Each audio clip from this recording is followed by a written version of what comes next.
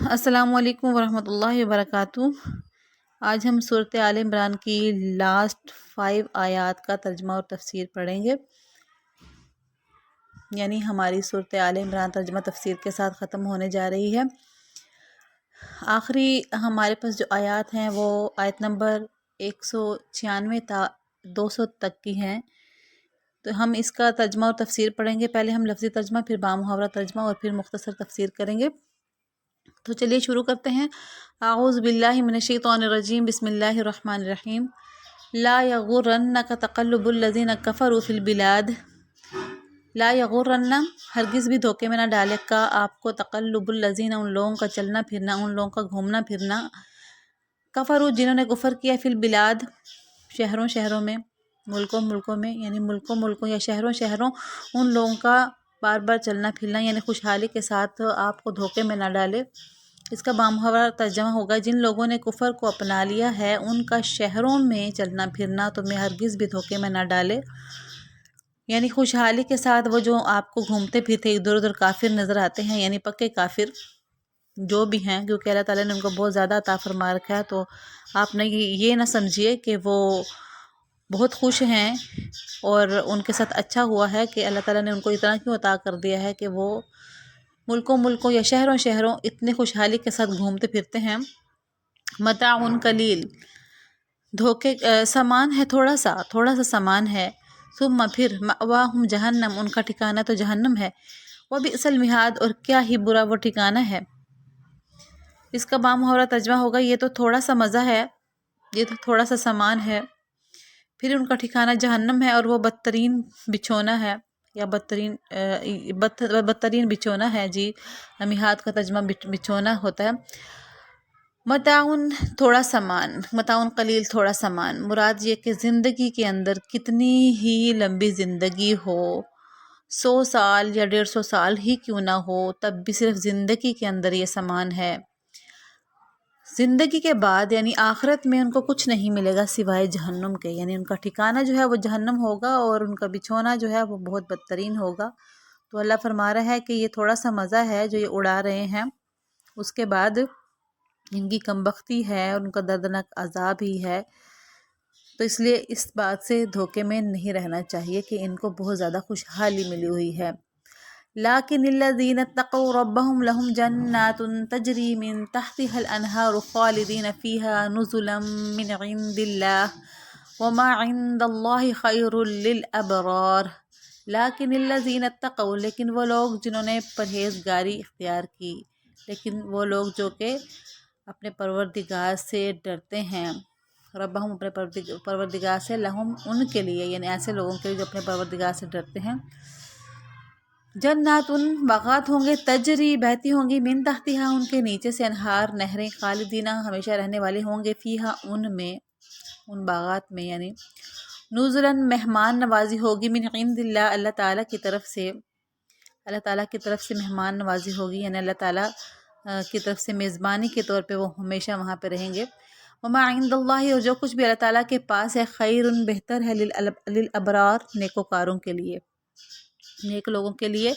اللہ کے پاس جو کچھ بھی ہے وہ زیادہ بہتر ہے۔ اس کا بامحاورہ ترجمہ ہے، لیکن جو لوگ اپنے پروردگار سے ڈرتے ہوئے عمل کرتے ہیں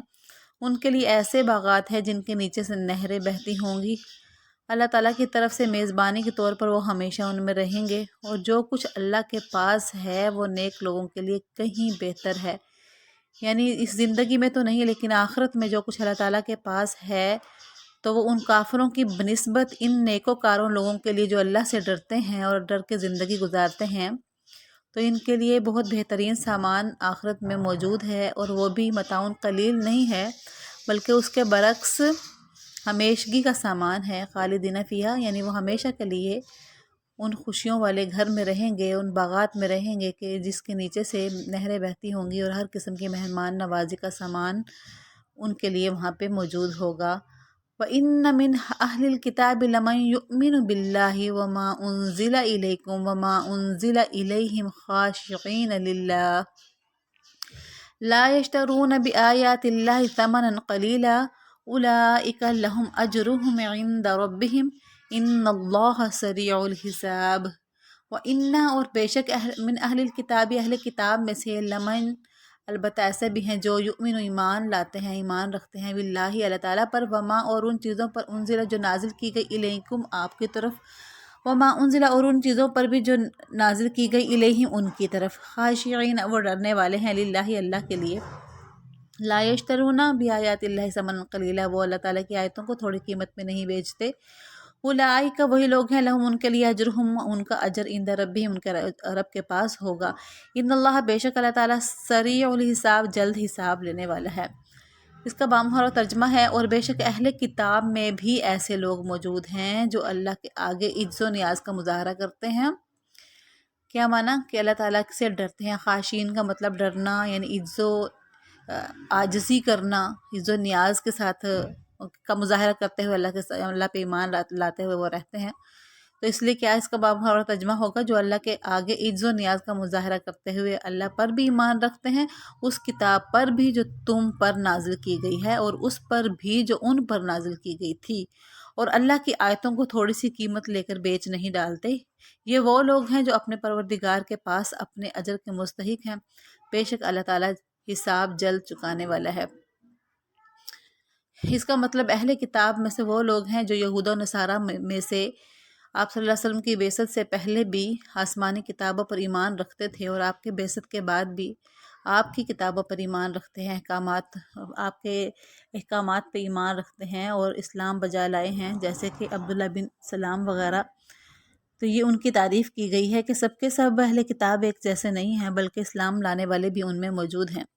یا ایھا الذین آمنوا اصبروا وصابروا ورابطوا واتقوا اللہ لعلکم تفلحون۔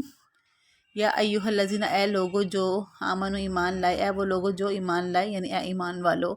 اصبروا تم صبر اختیار کرو، وصابروا اور تم ثابت قدم رہو، ورابطوا اور تم جمے رہو، واتقوا اللہ اور ڈرو تم اللہ تعالیٰ سے، لعلکم تفلحون تاکہ تم فلاح پا جاؤ۔ اس کا بامہر ترجمہ ہوگا کہ اے ایمان والو صبر اختیار کرو اور ثابت قدم رہو اور جمے رہو اور اللہ سے ڈرتے رہو تاکہ تمہیں فلاح نصیب ہو۔